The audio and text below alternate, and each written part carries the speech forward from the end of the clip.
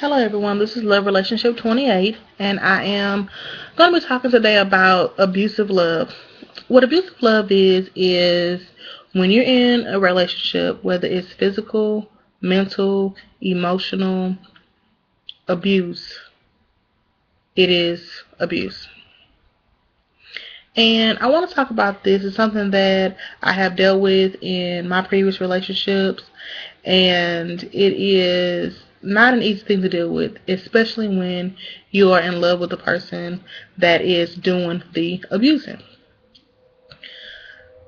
Anybody who tells you that it's easy to just let your relationship go, they're wrong. It is hard, and because you do love that person and you do want your relationship to work. But I'm here to let you know that you don't need to be with someone who is abusive.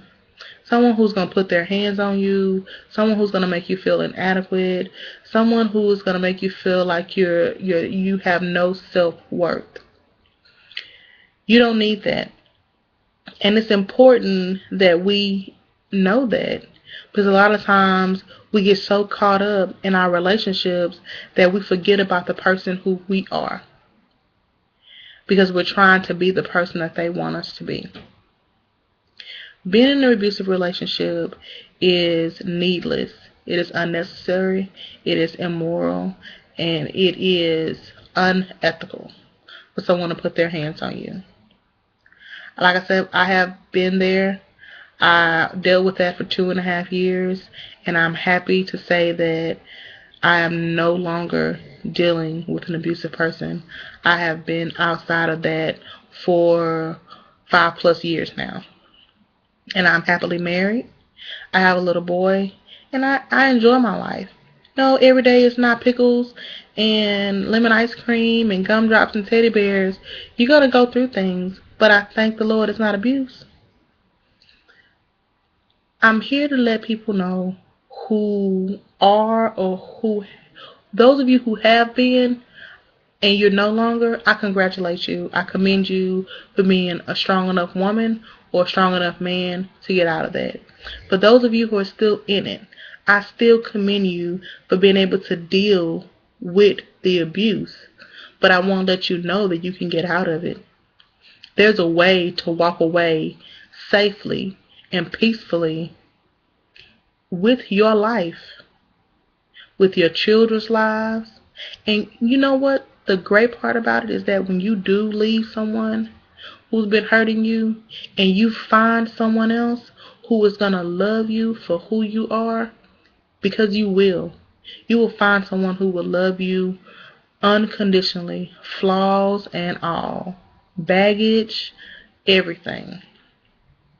But you don't have to stay in that abusive relationship. You don't have to become a statistic. Don't fall in love with the person's potential, because people have the potential to be doctors, they have the potentials to be lawyers, they have the potential to be anything and everything they could ever dream to be. Nobody ever thinks that a person has the potential to be an abuser, but they do. You fell in love with someone who was kind and sweet and adorable and nice and loving. That's the person you fell in love with. You didn't fall in love with the person who's hitting you, the person who's domineering over you, the person who wants you to be the submissive party. That's not the person you fell in love with.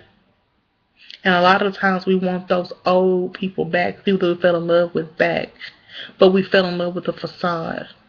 I know, I've been there.